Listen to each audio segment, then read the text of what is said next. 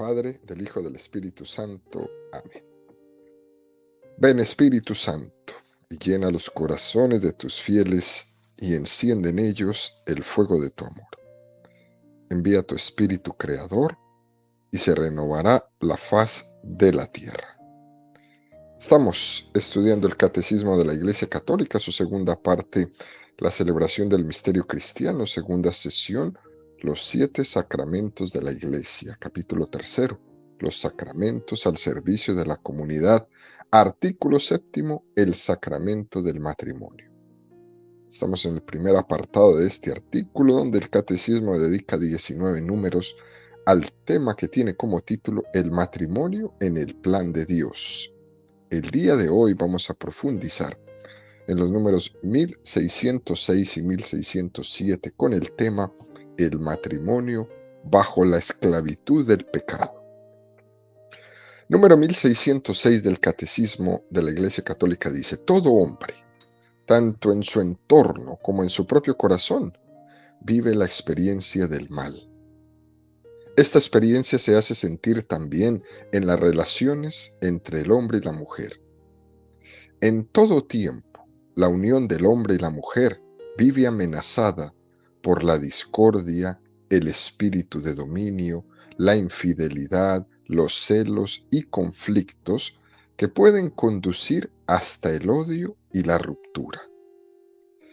Este desorden puede manifestarse de manera más o menos aguda y puede ser más o menos superado según las culturas, las épocas, los individuos, pero siempre aparece como algo de carácter universal.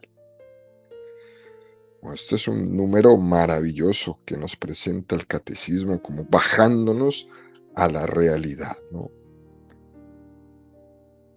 Hay una primera afirmación que es supremamente importante, poderosa diría yo. Todo hombre está bajo el signo del pecado, no únicamente por el pecado original, sino que todos nosotros nos hemos hecho cómplices de él porque le hemos añadido al pecado original nuestros propios pecados personales. Esta experiencia del pecado está, como dice el catecismo, tanto en su entorno como en su propio corazón. Sería poco objetivo entender el mal como algo que nos rodea por fuera, como si simplemente nos salpicara. Y es importante, queridos amigos, que caigamos en cuenta de que el pecado también afecta nuestro corazón. Será difícil vivir en la realidad que está tocada y distorsionada por el pecado. Incluso hasta el propio juicio está impregnado por el pecado.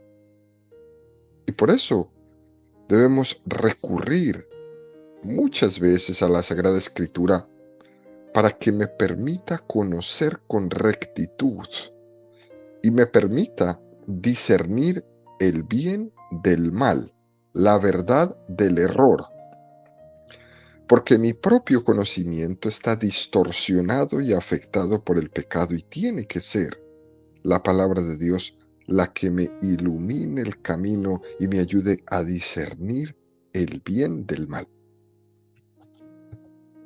Tantas veces hemos visto cómo en la sociedad y en la cultura en la que vivimos se aprueban, por ejemplo, pensamientos que son una barbaridad, como por ejemplo matar los bebés en el vientre de la madre. Eso es una barbaridad, es una atrocidad.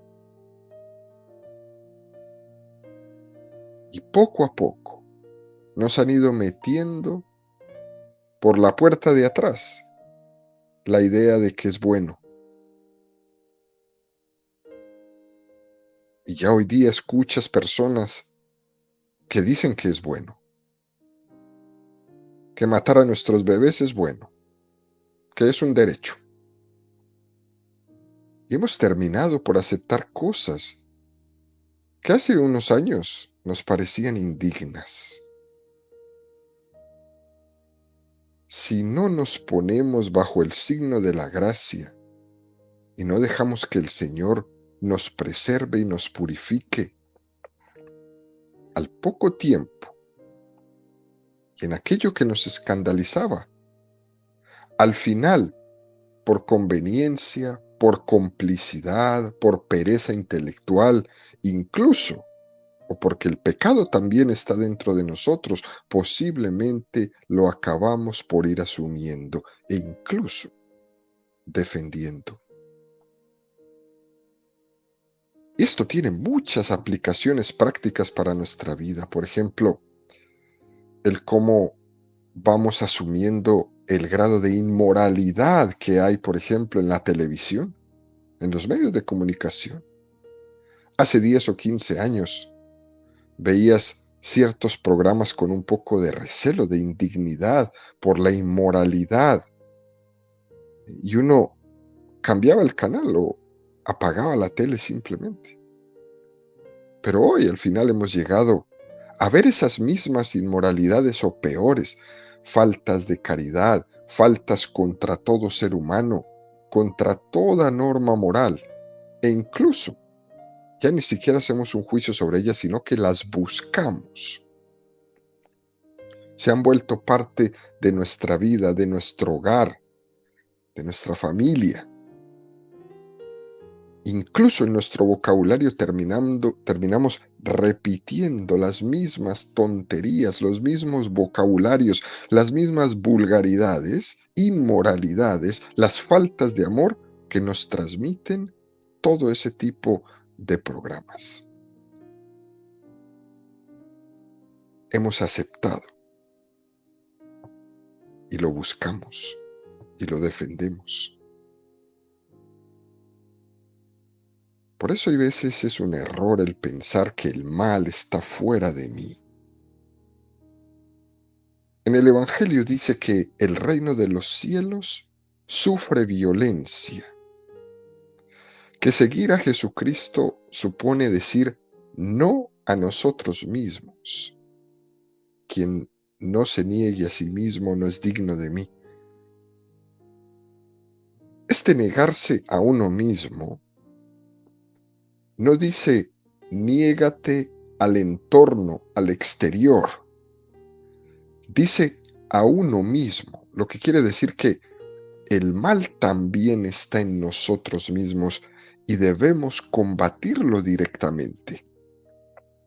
Y esto, queridos amigos, es muy, muy importante, porque si uno no identifica dónde está el enemigo, difícilmente puede hacerle frente y difícilmente puede combatirlo. Por eso este número del catecismo nos dice que esta experiencia se hace sentir también en las relaciones entre el hombre y la mujer. Sería imposible pensar que el mal dejara sin contaminar las relaciones humanas entre hombres y mujeres, porque también está tocada con todas las cosas que nos atañen a nuestra vida, están tocadas, están contaminadas por ese pecado. Fíjense, queridos amigos, los católicos nunca hemos dicho que el pecado haya corrompido totalmente la naturaleza del hombre. Eso lo decía Lutero. Los católicos no. Pero los católicos decimos que aunque el pecado no haya corrompido al hombre totalmente, sí que lo ha herido seria y gravemente. Pero queda una luz de esperanza. Para Lutero no, para Lutero el hombre quedó totalmente corrompido. Y no hay nada que hacer, solo Jesucristo podrá hacerlo. Para nosotros es Jesucristo y mi trabajo, y mi esfuerzo, y mi abnegación, y mi búsqueda de la gracia. Pero el daño que nos ha hecho el pecado, como dice el catecismo, es grave. Nos ha hecho un daño serio. Y entonces, bajo esta primicia, el catecismo entra en detalle y nos dice: en todo tiempo, la unión del hombre y la mujer vive amenazada por la discordia, el espíritu de dominio, la infidelidad, los celos y conflictos que pueden conducir hasta el odio y la ruptura. El catecismo nos habla sin tapujos. Primera amenaza que nos plantea el catecismo en la relación entre el hombre y la mujer es la discordia. El hombre y la mujer están llamados a vivir en comunión, a ser un solo corazón. Y sin embargo, lo primero que surge tras el pecado original es la discordia. Génesis 3, 11, 13. Él replicó: ¿quién te ha hecho ver que estabas desnudo? ¿Has comido acaso del árbol del que te prohibí comer? Dijo el hombre: la mujer que me diste por compañera me dio del árbol y comí. Dijo pues Yahvé Dios a la mujer: ¿por qué has hecho esto? Y contestó la mujer: la serpiente me sedujo y comí. Lo primero que hacen después de haber comido, después de haber experimentado el pecado, es echarse la culpa el uno al otro. La discordia es una desunión de los corazones, donde parece que uno se consuela echándole las culpas al otro. Cuando algo sale mal, le dice el marido a la esposa: mira lo que ha hecho tu hijo, como si no fuera el hijo suyo también. Cuando las cosas no salen bien, hay un pecado acechándonos que se llama el pecado de la discordia. Y entonces uno, en vez de decir yo pecador, buscamos el pecado y el culpable siempre fuera de nosotros. Una vez le escuché a un buen sacerdote decirle a una pareja el día de su boda: para que un matrimonio funcione, se tienen que pronunciar una serie de palabras claves, entre ellos siempre: gracias, por favor, perdón. Las tres palabras claves para que un matrimonio funcione: gracias, por favor, perdón. Gracias porque todo es gratuito. Tu amor es gratuito. Por favor, porque no me siento con derecho hacia ti. Perdón, porque continuamente soy consciente de mi condición débil. Son tres palabras extraordinarias para las parejas, para los matrimonios. Gracias, por favor, perdón. Segunda amenaza que nos plantea el catecismo de la Iglesia Católica: el espíritu de dominio. Es otra consecuencia terrible del pecado. Génesis 3, 16, 19. A la mujer le dijo: tantas haré tus fatigas cuantos sean tus embarazos. Con dolor parirás los hijos. Hacia tu marido irá tu apetencia, y él te dominará. Al hombre le dijo: por haber escuchado la voz de tu mujer y comido del árbol del que yo te había prohibido comer, maldito sea el suelo por tu causa. Con fatiga sacarás de él el alimento todos los días de tu vida. Espinas y abrojos te producirá y comerás la hierba del campo. Con el sudor de tu rostro comerás el pan, hasta que vuelvas al suelo, pues de él fuiste tomado, porque eres polvo y al polvo tornarás. Ese espíritu de dominio se ha introducido como una consecuencia del pecado. Decíamos en la catequesis de ayer que el machismo tradicional es una traslación en la relación del hombre y la mujer de lo que son las relaciones animales. Es una animalización de la relación humana, la ley del más fuerte. Dios creó una atracción mutua entre el hombre y la mujer que sustenta en esa complementariedad y en esa comunión a la que el hombre y la mujer están llamados, los dos en misma dignidad. Fíjense, queridos amigos, esta atracción entre el hombre y la mujer, que era algo bueno, fruto del pecado original, se distorsionó. Y lo que antes era una atracción ha llegado a convertirse en una relación de dominio y concupiscencia. Por eso el texto que acabamos de leer dice, hacia tu marido irá tu apetencia y él te dominará. Génesis 2, 22, 23. De la costilla que Yahvé Dios había tomado al hombre formó una mujer y la llevó ante el hombre.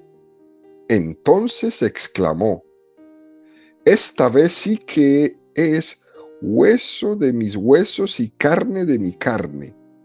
Esta será llamada mujer, porque del varón ha sido tomada.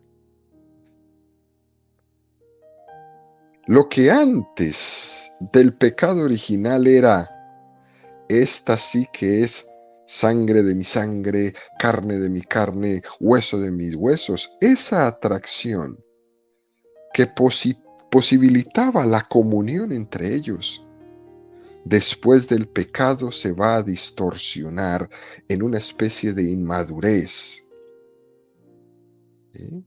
Donde no parece que se necesita ser poseído por el otro o de poseer y hacer una utilización del otro. Ese es el pecado. Ver al otro ya no como la carne de mi carne, hueso de mis huesos, sangre de mi sangre, sino algo a lo que puedo llegar a poseer, a utilizar. Y esto, queridos amigos, forma parte de lo que estamos viendo hoy día en las relaciones. Cada vez nos cuesta más amarnos con madurez porque cada vez tenemos más miedo a que el otro nos utilice. Tercera amenaza que nos presenta el catecismo, la infidelidad. El hombre y la mujer se sienten de alguna manera incitados al margen de esa vocación a la que hemos sido llamados. Incitaciones fuera de ese compromiso matrimonial donde se llegan a confundir las apetencias con las voluntades. Esto es una de las cosas más terribles que pasa en nuestro tiempo.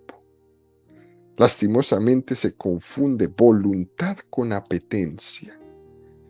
Y lo que pasa, queridos amigos, es que es cierto que muchas veces nuestra apetencia no siempre coincide con nuestra voluntad. Nuestra voluntad no siempre está bien conducida hacia la razón. Y nuestra razón no siempre está bien confluida con la fe y con aquello que la fe nos revela. Por eso, tiene que haber un orden que nos preserve de las distorsiones que el pecado quiere introducir en nuestra vida. Las apetencias, aquello que me apetece, deben estar sometidas a mi voluntad.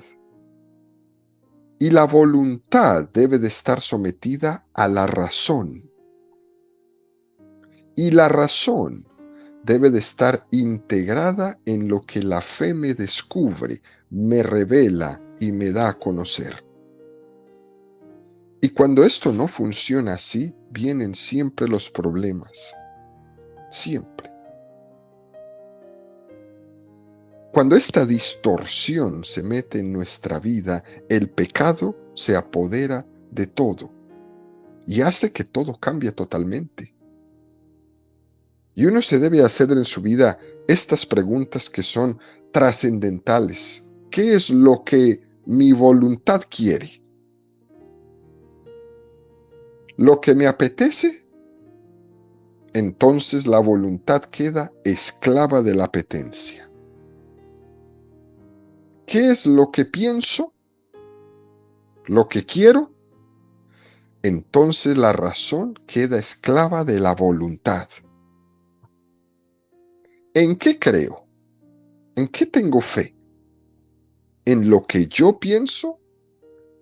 Entonces, al final mi fe es una fe hecha a mi medida y a mi gusto.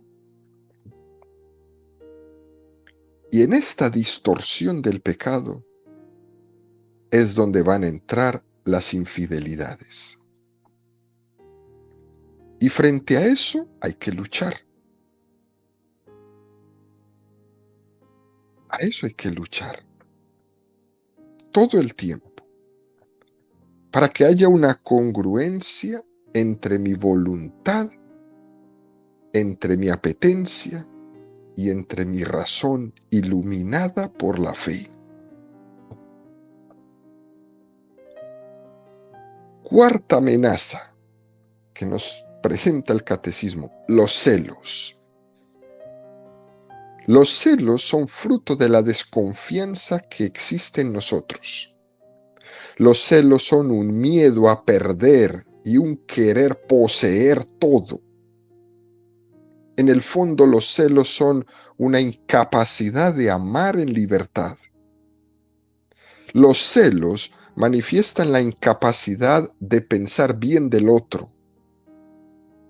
Porque es que el pecado no solo me hace hacer el mal, sino que me impide pensar bien. Los celos llevan a relaciones sofocantes. Y en ese querer poseer a la otra persona, llega a exasperar al otro totalmente. Que alguien sea muy posesivo no significa que ame más a esa persona, significa que la ama mal. El celoso justifica sus celos por amor, pero lo que ocurre es que confunde el amor con otra cosa que se llama posesión. Ya decíamos hace un momento, dominar es un pecado. Querer dominar al otro es un pecado. En cualquier caso, los celos son la expresión del amor a uno mismo y no tanto el buscar el bien de la otra persona. Y hay que tener mucho cuidado en nuestro combate espiritual en contra de este pecado de los celos. Quinta amenaza que nos plantea el catecismo, los conflictos. Esos conflictos que pueden llegar al odio y a la ruptura. Porque las faltas de respeto se van acumulando.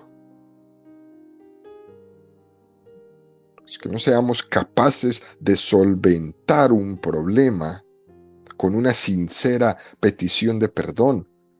Ese no ser capaces de va deteriorando hasta que al final las heridas son demasiado graves y ya no tienen solución, y entonces llega la ruptura. Por eso este número del catecismo va terminando diciendo: este desorden puede manifestarse de manera más o menos aguda y puede ser más o menos superado según las culturas, según las épocas, según los individuos, pero siempre aparece como algo de carácter universal. Es verdad que puede haber momentos en que la cultura dominante haga mucho más fácil estos pecados dentro del matrimonio, claro que sí. Y creo que estamos en un momento en el que esta cultura donde vivimos hace mucho más fácil estas heridas del matrimonio. Fijémonos, veamos nuestra cultura y veamos esto que nos presenta el catecismo. Imagínense ustedes, si no hay ahorita discordias. Imagínense ustedes donde no vemos espíritu de dominio, donde no vemos infidelidad, donde no vemos celos, donde no vemos conflictos que llevan al odio y a la ruptura. Estamos en una sociedad que nos pone estos en bandejas de plata. El otro día le escuché a un juez experto en temas de divorcios y él decía que los motivos por los que hoy en día se divorcian las parejas y se rompen los matrimonios antes no eran así. Lastimosamente hoy se tramitan divorcios en donde la cultura es la que los facilita, es decir, por cualquier cosa. Estamos en una cultura, decía él, divorciada y divorcista, porque le encanta que la gente rompa, porque es una cultura del descarte, del úsese y tírese.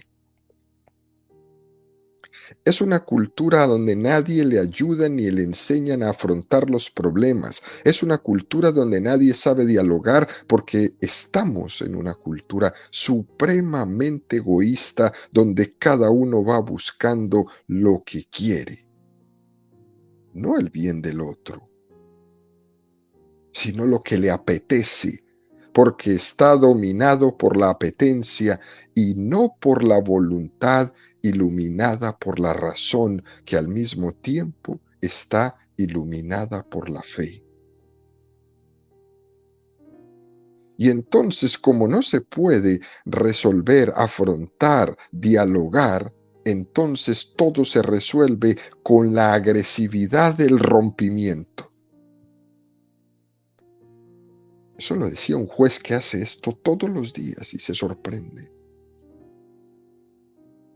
Y él pronunciaba esta frase más bien fuerte, decía: frente a los problemas, mejor huir o romper. Y dice: no, esto no puede ser así.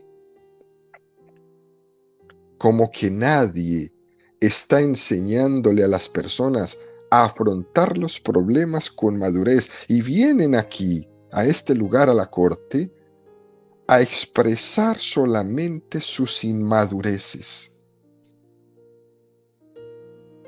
Y eso no solamente lo vemos en las parejas, también en los conflictos políticos que terminan en guerras, donde los más fuertes rompen siempre, no con el diálogo, sino con agresividad. Si no, vean las noticias de esta mañana. Y es la iglesia la que está llamada a la vocación, a invitarlos a todos a la comunión. En este momento cultural tan complicado que estamos viviendo, somos nosotros los que tenemos que ofrecer espacios de comunión a los hombres, a las mujeres, a las parejas, para que puedan reconocer sus problemas, sus dificultades, sus retos y poder ayudar a solucionarlos. Dicho esto, el Catecismo nos presenta el número 1607 que dice: según la fe, este desorden que constatamos dolorosamente no se origina en la naturaleza del hombre y de la mujer, ni en la naturaleza de sus relaciones, sino en el pecado. El primer pecado, ruptura con Dios, tiene como consecuencia primera la ruptura de la comunión original entre el hombre y la mujer. Sus relaciones quedan distorsionadas por agravios recíprocos. Su atractivo mutuo, donde el propio creador se cambia en relaciones de dominio y concupiscencia. La hermosa vocación del hombre y la mujer a ser fecundos, de multiplicarse y someter la tierra, queda sometida a los dolores del parto y a los esfuerzos de ganar el pan. Es un número bellísimo. Pero fíjense, queridos amigos, el hecho de que el libro del Génesis nos narre estas consecuencias que se introducen por el pecado original: parirás con dolor a tus hijos, el hombre te dominará, te ganarás con sudor el pan de cada día. Se podría cometer el error de entender que esto fue un castigo de Dios por el pecado original. Pero mucha atención, mucho cuidado con este juicio, porque no cabe duda que en el género literario de expresión utilizado en el libro del Génesis, se utiliza es la imagen de sentencia de Dios. Pero ¿no sería correcto hacer una explicación teológica de este texto como si las consecuencias del pecado original fueran una decisión voluntaria y querida directamente por Dios? Porque es muy fácil hoy día decir: Dios nos castigó. No, no, no. Lo que enseña la fe católica es que antes del pecado original, Adán y Eva en el paraíso terrenal estaban protegidos por una cosa que la teología católica llama los dones preternaturales. Y esos dones preternaturales les preservaban de que por naturaleza les correspondía lo que le corresponde a la naturaleza humana. Por ejemplo, la muerte. La muerte es algo connatural a la naturaleza humana. Sin embargo, antes del pecado original, por estos dones preternaturales que tenían Adán y Eva, ellos estaban preservados de la muerte. Por ejemplo, los dolores y sufrimientos de la propia naturaleza humana. Ellos estaban, por estos dones preternaturales, preservados de esos dolores y sufrimientos. Lo que se produce después del pecado original es que esos dones preternaturales que tenían Adán y Eva después del pecado original dejan de tenerlos. Y entonces vienen los dolores, los sufrimientos, la muerte. Es como si el hombre, abusando de su libertad, con el pecado original, rechazara la tutela de Dios, que tenía en ese paraíso terrenal, ese paraíso del que nos habla el libro del Génesis. Y es Dios mismo el que le dice que ya no estarán preservados con esos dones preternaturales que poseían antes de pecar. Es como si el hombre se hubiera soltado de la mano de Dios y camina por su cuenta propia. Y ya no se deja proteger, porque fue la decisión que tomó.